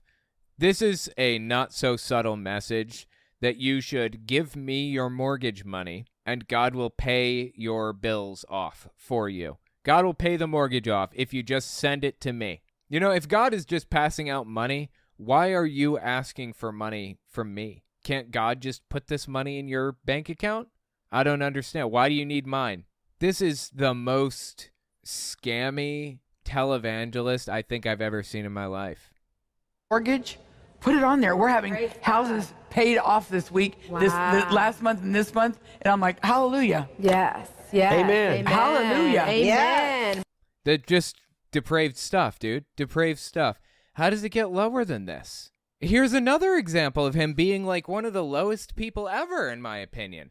During COVID, mid-February 2020, okay, COVID had just come to the shores of the United States, and we were doing our best to deal with it. Like, scary stuff. People are losing their jobs. They were losing their houses. They didn't know what to do. There were lockdowns. It was a mess. We didn't know if we should wear masks. We didn't know if we should stay inside completely, if it could be carried in on the mail. We had no idea. And what does Jim Bakker do? Comes out here and tries to sell a fake, scammy cure. He got in a lot of trouble for this one, too. He had to refund every penny that he made from this to everybody. Legally, he was sued by, I think, the FCC or the FTC or FDA. I don't know who. Somebody sued him, some government organization. Forced him to return the money that he made from this silver solution he's about to hawk. Listen to this. Mid-February 2020 was the month COVID came to our shores, started getting cases reported. This influenza that is now circling the globe, you're saying that silver solution would be effective. Well, let's say it hasn't been tested on this strain of the coronavirus, but it's been tested on other strains of the coronavirus and has been able to eliminate it within 12 hours. No. Complete fabricated lie. And they knew it was a fabricated lie at the time. Jim Bakker knows colloidal silver doesn't do shit for anybody. And he went out there and hawked it anyways to gullible suckers who were looking for a quick and easy solution to their problems and their fears to make them disappear. So Jim Bakker starts selling this silver solution. It's just silver suspended in liquid. That's all it is. And you know what it actually does if you drink it, or whatever it is you do. I mean, some people like put it in their ears, drop in an eardropper or whatever. You know what actually happens if you consume this stuff? You turn into this guy. Really. This is 100% real. You turn blue. Your skin turns blue if you drink this stuff. This is him before. This is him after. And this is the stuff Jim Bakker was hawking to cure COVID. I mean, you have to take the silver solution for like a long time for it to actually turn you blue. But lots of people, this has happened to a lot of people. It's not just this one guy. This happens, fairly commonly to gullible people who hear from, people like Jim Bakker that this silver solution is the cure to all of their ailments. All they have to do is drink silver, and boom, just like that. They're safe from COVID. They're safe from the flu, from RSV, from pneumonia, everything. It's just a joke, dude. Just a joke. And the people who bought this silver solution to protect them from COVID are now the same ones who scream about the vaccine being evil. Real solutions are rejected. Fake solutions are accepted. Mind-blowing stuff, man. So anyway, yeah, he got in a lot of trouble for this one. His ministry almost disappeared again for doing this. In 12 hours. Yeah. Totally eliminated, kills it. God, I can't believe he went out on air and said this. Deactivates it. Yeah. And then it boosts your immune system, so then you can support the recovery, because when you kill the virus, then the immune system comes into action to clear it out. So you want... Okay, none of this makes any sense, but it doesn't do anything, actually. Oh, yeah, and the blue thing, Lord Falconis mentioned in the chat, this is permanent. Turning blue, this doesn't go away. This guy, I believe he's dead now. He's blue until the day he died. Do not drink colloidal silver. Don't do it. It's a bad idea. Trust me. Vibrant immune system as well as an ability to deactivate these viruses. That's so good. It would be good if it were real. Nothing he's saying is real. How did he get away with this? This is nuts. It's like you can say anything on live TV and keep your doors open. Like I said, he did get in a lot of trouble for that one, but still. Okay, so that brings us to the subject of our conversation tonight. Early March 2023. He feels persecuted right now, okay? He's upset. He is miffed. In fact, he'll take that step. He's miffed because people are mocking him for the things that he sells. Listen to this. Let me give some context. This thing that he's holding here on screen is called a bonus bucket. And it's basically a prepackaged, freeze-dried food bucket that supplies, 60 meals, allegedly, that you can use in the event of the rapture, the apocalypse. His theological belief is that everybody is going to go through a time of torment and torture and difficulty called Jacob's trouble or the tribulation before the rapture happens. So we're going to have to go through 7 years of apocalypse before Christians are raptured to heaven. Now, that's not the same as every Christian. Greg Locke, for example, thinks that you'll go to heaven and then everybody else will suffer the apocalypse. So he preys on that fear in his audience by selling them bonus buckets. Buckets of freeze-dried meals, and the bucket, when you're done with it, can double as a bathroom, basically. I'm dead serious. That's what he markets it as. Bonus buckets. So listen to him get absolutely miffed over the fact that people are mocking him for selling bonus buckets to his gullible suckers. I don't go to social media. No. Not for him. No. I can use the excuse I'm too old to go there, but it's so bad. And so, but I just wanted to go. It's one of the biggest social media set up. So I heard, Mondo, that our show's on that particular website. So I wanted to see how our show's being handled over there. So I went over there.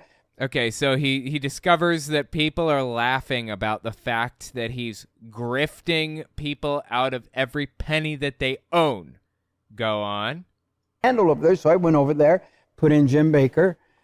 Oh, that's the mistake right there.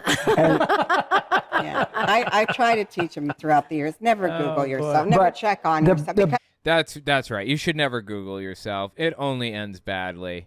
as far as I know, I think my reputation's pretty good for the most part. I don't think I've really done much to piss too many people off, but still, there's a hate group for everybody out there, right? There isn't a single person who doesn't have a weird little group of people who hate him and are going to talk shit about him 24/7 and obsess over it. So, yeah, not a good idea to Google yourself. And in Jim Bakker's case, probably an even worse idea. Google yourself. Never check on yourself because they lie. They make things up. But in between my shows, it's horrible. It's evil. There's people who, can I say, hate my guts. I mean, there are people who want to Look, I don't hate Jim Bakker. He's a scumbag, okay? He very obviously takes advantage of everybody around him all the time, and that was determined by a court. He got charged with defrauding people who donated him. He's a fraud. He's a fraud. He's a scam artist. He takes advantage of everybody around him, much like Donald Trump. So, yeah, I don't hate him. I don't, wish death on him or anything. He's a scumbag is all. Do anything to get rich. Anything to separate a fool from his money. That's what this guy's all about. guts. I mean, there are people who want to destroy us. Oh, yeah. And one of the... Well, I would love to see the ministry go under for everything that Jim Bakker has done, like fleecing people for every penny while claiming that his silver will cure them of COVID. Really? Does it get lower than that? That's bad, right? And one of the keys, one of the biggest onslaughts is this. The bonus buckets. One of the biggest thing they make fun of me about is the food buckets. Yeah, obviously. And, I mean, I couldn't believe it. Really? You can't believe it? This is unbelievable to you, huh? They have whole websites laughing, mocking, and... Because it's funny. And you cannot allow that stuff in your spirit, though. The thing is, you can't... I'm just telling you, I believe it's satanic. It is. Satanic. Okay, interesting. There's that, possibly. I thought it would be an interesting exercise to just look a little compilation of this guy advertising his bonus buckets. Now, this is a compilation that spans across, the 1990s all the way to now. This goes all the way back as far as I can tell. Although, this is his new wife on the left. He used to be married to Tammy Faye Bakker. Tammy Faye Bakker, I believe, died of cancer in the late 90s. She divorced him when he went to jail, I think. And apparently she was honorable and honest and a decent person, from what I understand. A movie came out about her not too long ago. But anyways. So yeah, this is his new wife, so it can't be too old. Probably the 2000s, I'm guessing. This is his new ministry. Listen to some of this compilation here. Dear God. Okay, the soup comes in 6 gallons of this. It weighs almost 50 pounds. I know you don't want to hear this, but I want to tell you, you're going to dream Jim Bakker on TV telling you, get ready. And you're saying, oh my God, why didn't I order something? I'm going to eat some more of this if you're not careful. Oh. Dude is literally drinking out of a bucket with a ladle. Oh, good. Doesn't sound like he's enjoying it. Sounds like he's disgusted by it, right? Is it just me? Good. Oh my God. He's coughing and stuff. You didn't have lunch, right? He can't even handle it. This is hilarious. Oh my God. Wow. Oh, he puts it down. Oh, I guess he's not hungry anymore, huh? I thought you didn't eat lunch. What happened? Oh, that's funny, dude. Holy shit. This food is so good. It passes the official Mexican test. This is Mexican food that real-life Mexicans approve of.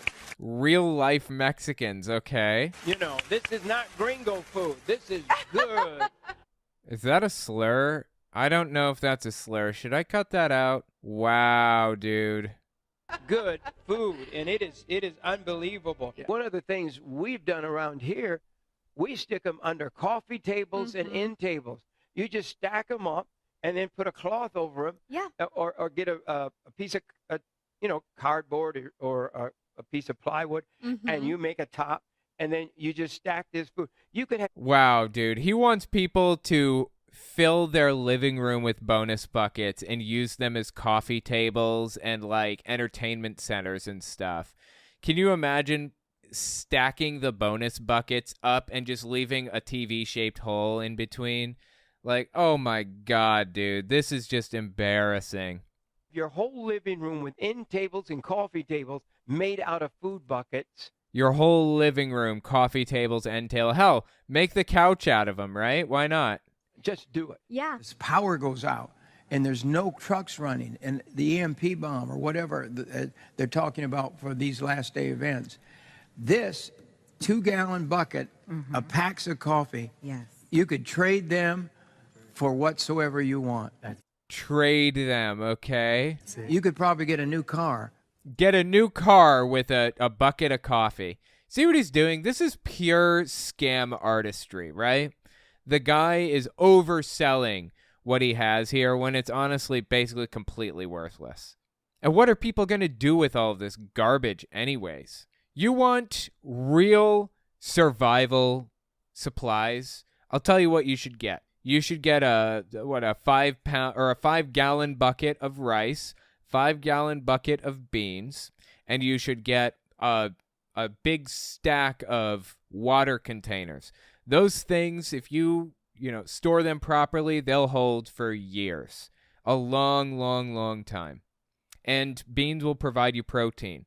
It will at least be filler in between the other meals that you will hopefully be getting. I actually have that stuff, just in case something happens. I'm in Manhattan.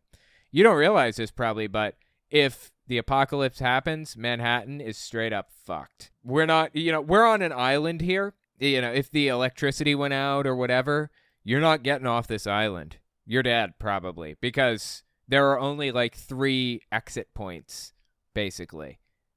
Certain number of bridges, and, too many people walking over the bridges at the same time, they're going to collapse, and that's it. And they're not even bridges over top of rivers. These are technically not rivers on each side of Manhattan. This is the ocean.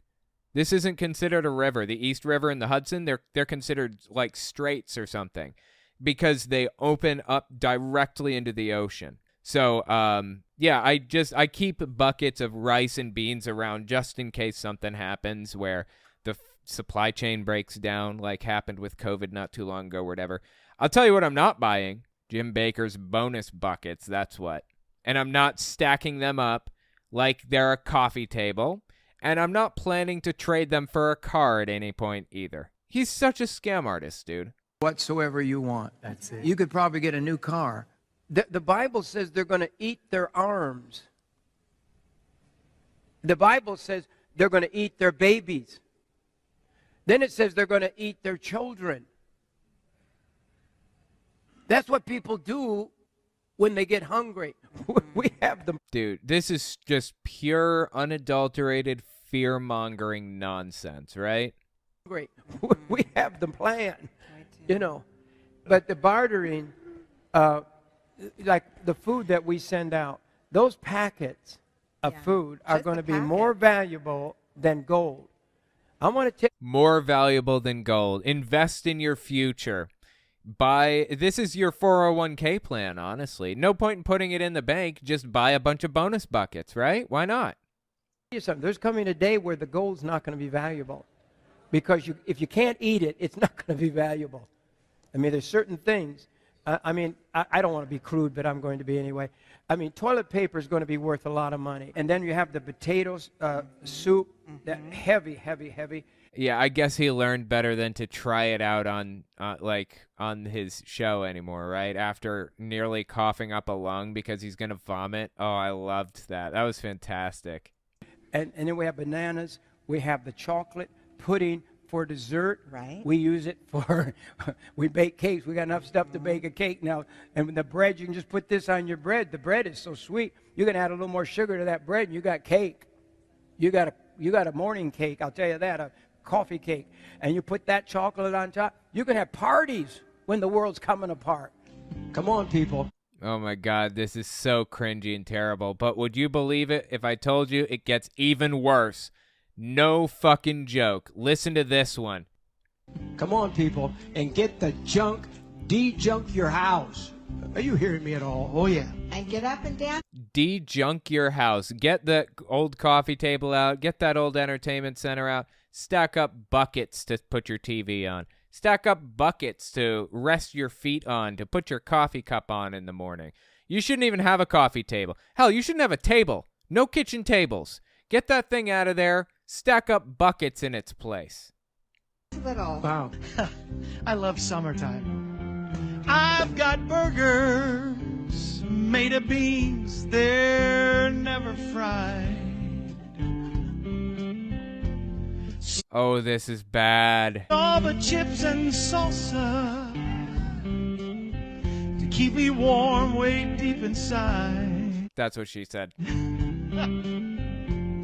Oh, yeah. I guess you'd say, Jim and Lori, help me be prepared today. Help me be prepared today. Jim and Lori helped me be prepared today. Wow, dude, this is bad. Be prepared for the apocalypse. Today for end times. I'm talking about end times. Oh my God, it's painful. You know, I used to listen to this song, like not this song, but you know, the original when I was little. I had an old cassette tape and a Talk Boy, I think is what it was called. I had a Talk Boy, and I used to listen to that shit on road trips. Because we didn't have phones or computers or anything. All you had to do on a road trip was little crossword puzzles and listen to music on cassette tape. Old school. End times. Oh, I've got powdered food for a stormy day. Beets and spinach and blueberry and strawberries. Filtered water from Seychelles to take the poisons away. Well, are they selling filtered water? That is such a ripoff. You can just buy, or you can just fill a container with clean water, just water straight from your tap right now, and put some drops of water cleaner in it, and it will stay, you seal it, it'll stay good for 5 years. You use about a gallon of water per day per person. So if you get 5-gallon jugs, that should last a single person 5 days. That's the general calculation. I like that too much. I guess you'd say, Jim and Lori, help me be prepared today for end times. Oh, these end times, end times.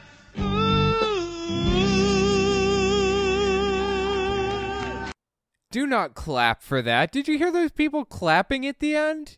Shame on them. That's bad, dude. That is straight up fucking bad. How did he get to the point? Somebody so, like, ridiculous and scammy that he found himself in front of an audience of millions of people that he can sell this stuff to. This is crazy. I don't know, man. Let me know what you think. This is just nuts to me. Tell me what you think in the comments. Scott Weber, I keep staples and water around my house, but I live a quarter mile from a major fault line here in CA. Oh, I see. Staples. Yeah, that makes sense. Yeah, there's reason to prepare in some circumstances. Like, the power went out in West Virginia a while back for like days, and I had to, search pretty hard to find a generator, but I did eventually find one. And, I kept a generator around after that just for good measure. I don't worry about generators here in New York City because all of the power lines are buried here. There are no above ground power lines. So storms won't knock the power out usually. But, foods, rice, beans, water, I like to keep that stuff around just in case. Alma Tadero, his Mexican food is an insult for Mexicans. Okay. He had real certified Mexicans on to determine that his Mexican food was real Mexican, okay? You can't tell Jim Bakker that his Mexicans don't know what they're talking about. No, I'm just playing. Yeah, I'm sure his Mexican food didn't look anything like. It looked like Americanized Mexican, right? Which is not real Mexican. But I don't know. I've never been to Mexico, so I can't say for sure. Thanks, Alma Tadero, from a real Mexican. White rice and dry beans last forever, and it's dirt cheap. Yet people buy these buckets of toxic slop, hoping it will get them to heaven. Yeah, absolutely, Emily Segment. It's ridiculous and embarrassing. He's just suckering people out of their money.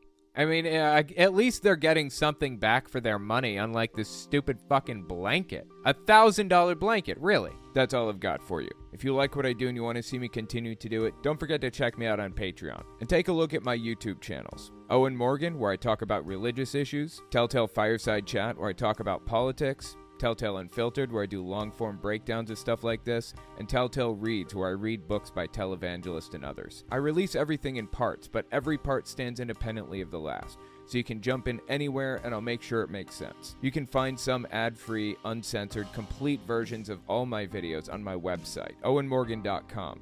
And while you're there, don't forget to sign up for my email list to get early access to everything. All links are in the description. Okay, thanks for watching, guys.